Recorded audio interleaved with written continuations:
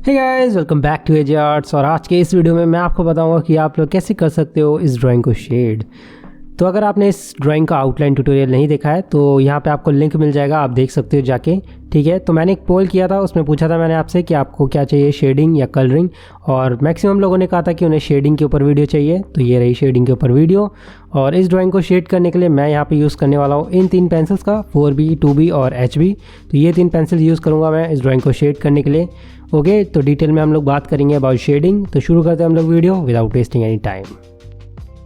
Okay guys, तो start करते हैं ड्राइंग और शेडिंग। तो यहाँ पे एक चीज़ मैं आपको क्लियर करना चाह रहा हूँ, शेडिंग हमें किस तरह से करनी है। तो यहाँ पे पहले मैं आपको लाइट सोर्स बता देता हूँ। इस तरफ से अगर इस ड्राइंग पे लाइट पड़ रही है तो यहाँ पे कुछ एरियाज़ हैं जो हाईलाइट हो जाएंगे, मतलब वहाँ पे शाइन थोड़ा सा करेंगे। तो इस वजह से उन चीज़ों को आपको ध्यान में रखना है। तो वो एरियाज़ कुछ इस तरह से हैं, मैं यहाँ पे आपको दिखा देता हूँ। इन जगह पे आपको शेडिंग जो है वो अवॉइड करनी है, ठीक है। और बाकी जो फेस का एरिया है वहाँ पे आपको शेड करना है, तो ये चीज़ ध्यान रखना। और अब मैं HB का यूज़ करके यहाँ पे पहले कम्प्लीटली फेस को हल्के हाथों से शेड कर लूँगा। और कोशिश करना कि जितना हो सके उतना लाइट इसको शेड करो, और ज़्यादा प्रेशर मत अप्लाई करना कि फर्स्ट टाइम में आप प्रेशर अप्लाई कर दो और आपकी ड्राइंग एकदम ब्लैक हो जाए। तो इस तरह से नहीं करना, ठीक है। हल्के हाथों से शेड करना है। और कोई भी ड्राइंग हो आपको स्टार्टिंग में हल्के हाथों से आराम से पेशेंस के साथ शेड करना है, ठीक है। और कुछ जगह है जहाँ पे आप डार्क कर मतलब प्रेशर अप्लाई करके थोड़ा डार्क कर सकते हो, जैसे कि आइज़ के राउंड और आईब्रोज़ के राउंड, ठीक है। अब यहाँ पे मैं 2B का यूज़ करके जो है और डार्क वैल्यूज़ ऐड कर रहा हूँ, मतलब आइज़ वगैरह को थोड़ा डार्क कर रहा हूँ, ठीक है। तो इसी तरह से हमें आगे बढ़ते रहना है, मतलब पहले हम लोग हल्की शेडिंग करेंगे और फिर उसको धीरे धीरे डार्क करेंगे। एकदम से हम लोग 2B या 4B का यूज़ नहीं करेंगे, इससे हमारी ड्राइंग जो है वो अच्छी नहीं लगेगी और शेडिंग में हमें थोड़ी सी प्रॉब्लम से आ सकती है। जैसे कि अगर आप एकदम से 4B यूज़ कर लो और बाद में आपको लगे कि नहीं यार यहाँ पे इरेज करना है, तो फिर 4B इरेज करना थोड़ा सा मुश्किल हो सकता है। इसलिए हम लोग धीरे धीरे मतलब लेयर बाय लेयर जो है वो शेडिंग करेंगे। ओके, तो इसी तरह से यहाँ पे मैं 2B से जो भी हमारे डार्क एरियाज़ हो सकते हैं वो मैंने यहाँ पे शेड करने शुरू कर दिए हैं। और यहाँ पे मैं कोई भी रेफरेंस यूज़ नहीं कर रहा हूँ, जो मैं हमारी रेफरेंस थी उसमें शेडिंग वगैरह कुछ था नहीं। तो यहाँ पे जितनी हो सकती है मैं अपनी इमेजिनेशन और जो मेरी नॉलेज है उसको यूज़ करने वाला हूँ यहाँ पे शेडिंग करने के लिए, ठीक है। तो उसी तरह से यहाँ पे आपको देखते रहना है मेरे को, जैसे मैं ऐप शेड कर रहा हूँ वैसे आप कोशिश करो उन एरियाज़ को उस तरह से शेड करने की, ठीक है। तो अब यहाँ पे हल्के हाथों से मैं 2B से भी हल्का हल्का जो साइड वाला पोर्शन है, जो नेक के नीचे वाला एरिया, वहाँ पे भी हल्का हाथों शेड कर लिया मैंने।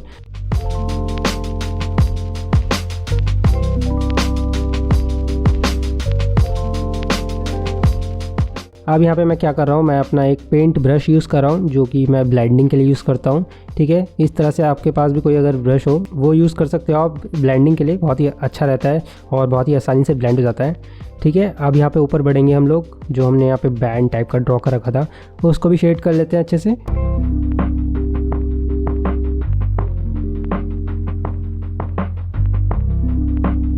और अब बढ़ते हैं हम लोग हेयर्स की तरफ। तो हेयर्स इस ड्राइंग में सबसे ज़्यादा इंपॉर्टेंट है, मतलब हेयर्स में हमें सबसे ज़्यादा शेडिंग करनी होगी, ठीक है। तो स्टार्टिंग में नीचे वाले हेयर्स से करूँगा, ठीक है। और बीच में मैं यहाँ पे हाईलाइट्स छोड़ दूँगा थोड़ी सी, जिससे जो है थोड़ा सा रियलिस्टिक लुक आ जाए। बट 100% ये रियलिस्टिक नहीं है ड्राइंग, ठीक है। यहाँ पे मैं थोड़ा सा एक्सपेरिमेंट कर रहा था इस ड्राइंग के साथ, मैं कोशिश कर रहा था इससे थोड़ा सा एनिमे वाला लुक दूँ। बट यहाँ पे धीरे धीरे मैंने जो है रियलिस्टिक तरीके से इसको शेडिंग करना शुरू कर दिया। और फिर मैंने सोचा कि क्यों ना इसको रियलिस्टिकली शेड करा जाए, ठीक है। और अभी यहाँ पे हेयर्स, जो बैक वाले हेयर्स हैं उसको भी मैं पहले कम्प्लीटली HB से हल्के हाथों शेड कर लूँगा, ठीक है। कोई भी मतलब एरिया जो है वो ब्लैंक ना छूटे, ठीक है। और उसके बाद मैं 2B का अब इस्तेमाल कर रहा हूँ यहाँ पे शेड करने के लिए। और जो मुझे डार्क एरियाज़ मतलब जहाँ पे शैडो क्रिएट हो रही है पहले उनको मैंने यहाँ पे शेड कर लिया है, ठीक है। और यहाँ पे मैं अपने दिमाग से और जो मेरी नॉलेज है उसको यूज़ करके यहाँ शेड कर रहा हूँ। तो रेफरेंस में जिस तरह से हेयर्स को शेड किया है वैसे नहीं कर रहा हूँ यहाँ पे, क्योंकि हमने यहाँ पे थोड़ा सा डिफरेंट स्टाइल में और डिफरेंट तरीके से यहाँ पे हेयर्स को ड्रॉ किया था। तो उसी हिसाब से मैं यहाँ पे कोशिश कर रहा हूँ की शेड करने की। और ज़्यादा प्रॉब्लम वाली बात नहीं है, जैसे मैं यहाँ पे शेड कर रहा हूँ वैसे आप लोग शेड कर सकते हो, ठीक है। आपकी ड्राइंग काफ़ी अच्छे से शेड हो जाएगी। ओके, अब यहाँ पे मैं यूज़ करने वाला हूँ अपना ब्रश अगेन और ब्लेंड करने वाला हूँ जितने भी यहाँ पे मैंने अभी तक शेड किया है जो भी। और अभी तक मैंने यहाँ पे सिर्फ 2B और HB इन्हीं दोनों पेंसिल्स का यूज़ किया है शेडिंग के लिए। अभी तक मैंने 4B यूज़ नहीं किया है। और बैक वाला यहाँ पे मैंने हेयर्स जो है वो छोड़ दिए थे, तो उन्हें भी मैं शेड कर लेता हूँ इसी तरह से। ओके, तो यहाँ पे मैं थोड़ा सा इसे डार्क करने की कोशिश कर रहा हूँ जो हेयर्स हैं हमारे, और थोड़ा सा इनमें और मतलब रियलिस्टिक तरह से शेड करने की कोशिश कर रहा हूँ थोड़ा और ऐसा करने से हमारे जो हेयर्स हैं वो थोड़ा सा और डार्क हो जाएंगे और अच्छे लगने लगेंगे। ओके,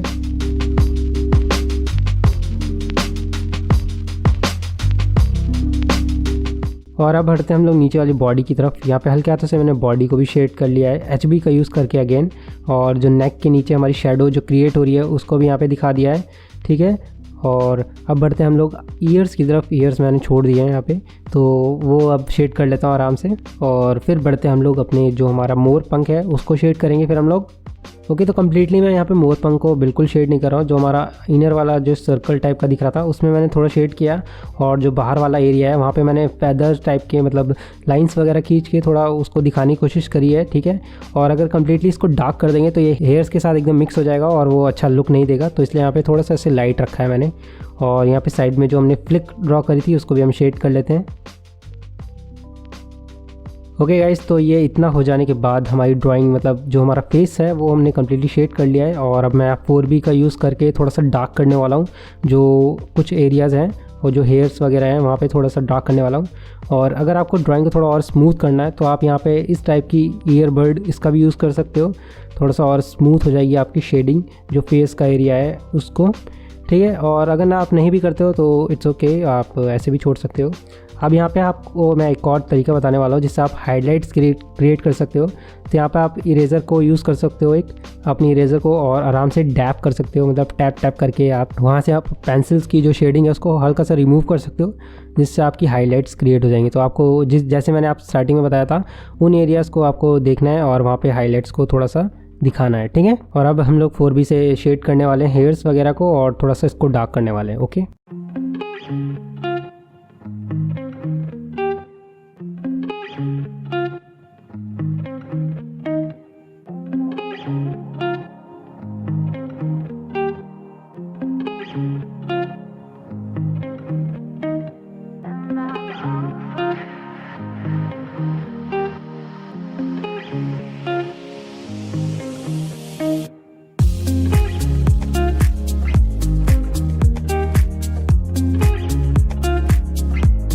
ओके गाइस, तो हमने शेड कर लिया है 4B से, और अब बढ़ते हैं हम लोग हमारे मून की तरफ। ओके, तो यहाँ पे मून को मैं किस तरह शेड करने वाला हूँ, तो जो हमारा फेस के अराउंड वाला एरिया है वहाँ पे मैं थोड़ा सा शेड नहीं करूँगा।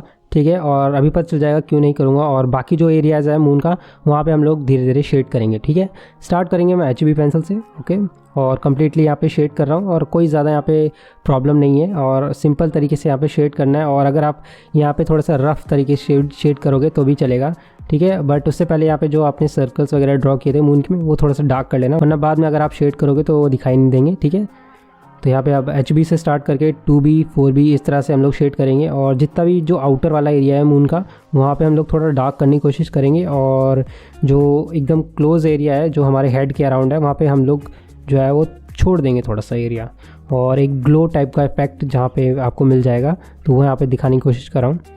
ओके, तो अब यहाँ पे मैं कॉटन का यूज़ कर रहा हूँ। ठीक है, जो हमारे एरियाज़ हैं लार्जर एरिया है उनको ब्लेंड करने के लिए, और ईयरबड का भी यूज़ कर सकते हो बट वो छोटा हो जाता है, तो यहाँ पे आप कॉटन का यूज़ कर सकते हो। जल्दी जल्दी आपका काम हो जाएगा और फटाफट एकदम स्मूथ आपको शेडिंग मिल जाएगी। ठीक है, एंड अगेन जो थोड़े बहुत पैचेस वगैरह होते हैं मून में वो दिखाने की कोशिश करिए यहाँ पे। ठीक है, तो ये हमारा मून भी हो गया है ऑलमोस्ट रेडी। अब हमारी जो बटरफ्लाइज़ हैं उनको भी शेड कर लेते हैं, और बहुत ही सिंपल बहुत ही ईजी तरीके से मैंने यहाँ बटरफ्लाइज़ को शेड करने की कोशिश करी है।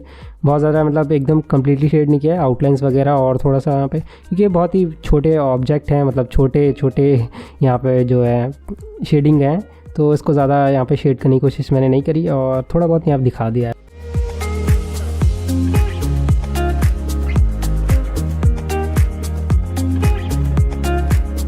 ओके गाइस, तो ये है हमारा कंप्लीट शेडिंग ड्राइंग, और आई होप कि आप लोगों ने काफ़ी अच्छे से शेड किया होगा। और जैसा मैंने यहाँ पे बताया था ग्लो इफेक्ट, तो वो यहाँ पे थोड़ा सा दिखाने की कोशिश करी है। एंड आई होप कि आप लोगों को ये ड्राइंग, ये ट्यूटोरियल, ये सीरीज़ दोनों आउटलाइन और शेडिंग वाली अच्छी लगी होंगी। एंड वन मोर थिंग, मैंने यहाँ पे पिन कर दिए दोनों रेफरेंस, आउटलाइन और शेडिंग वाली, तो देख सकते हो और स्क्रीनशॉट ले सकते हो। तो इस तरह की और भी वीडियोज़ देखने के लिए प्लीज़ चैनल को सब्सक्राइब ज़रूर कर लेना। एंड मैं मिलता हूँ फिर आपको फिर किसी और वीडियो में और किसी ट्यूटोरियल में। तब तक के लिए bye bye, take care and keep drawing.